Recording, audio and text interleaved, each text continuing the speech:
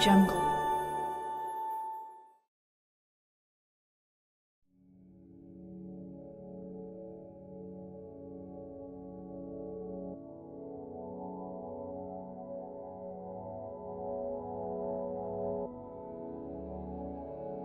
I remember the crippling fear the shadows under the stairs gave me.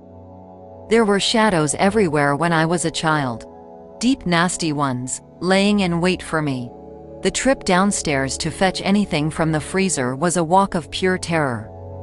Slowly creeping downwards, trying not to watch the darkness in case it watched back. Then running back up again as if hell itself was hot on my heels.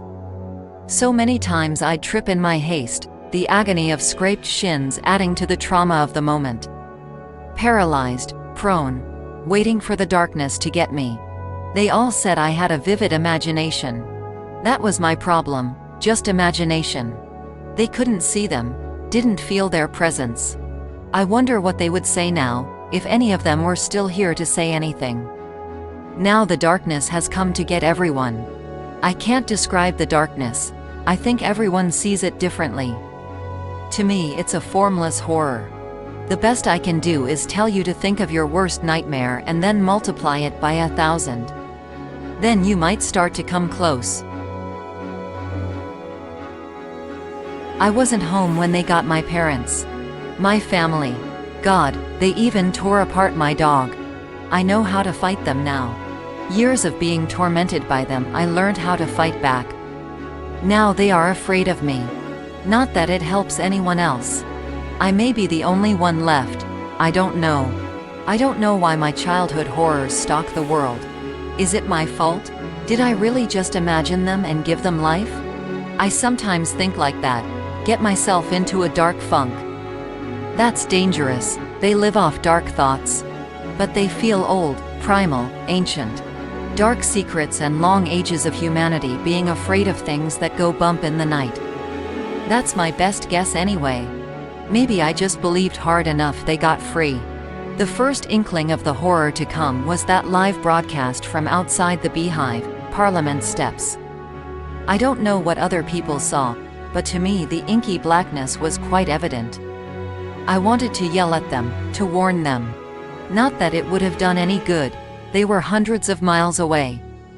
I think when they stopped screaming was the worst moment. The camera on its side where it had fallen, the feed just rolling on. I threw up several times. I still have nightmares. I watched as they slowly spread. No shadow, no dappled piece of shade was safe anymore. They sucked the color from the world.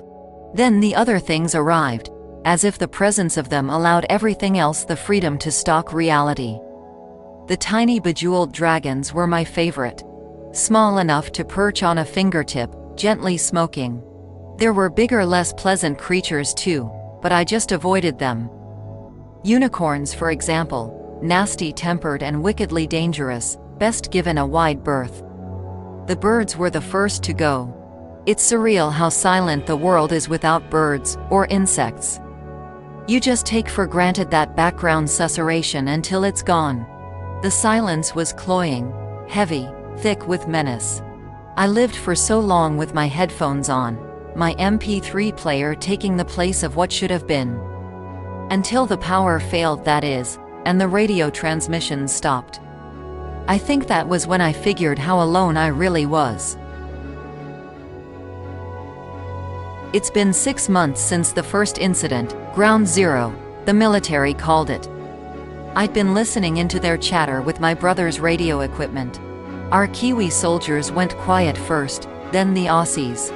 Last I heard from the Americans, they were planning to drop nukes on us. They never did. It wouldn't have worked anyway. Even the static stopped after a few months. The last human I saw was when I ran out of food 2 weeks ago. The look of fear set forever on his lifeless face. Ripped pieces of his body spread across the supermarket counter. The name tag hanging off his tattered uniform said his name was Jason, and he was pleased to help me today. He wasn't going to be helping anyone ever again, and somehow seeing him like that was worse than any of the horrors the darkness held. Sometimes the loneliness eats at me, and I think about letting them take me. Just to end it all. I get the feeling they wouldn't though. They need me. I give them just enough despair, just enough darkness of my own. They say it's darkest before the dawn. I wonder what the dawn will bring, and if there will be any place in it for me.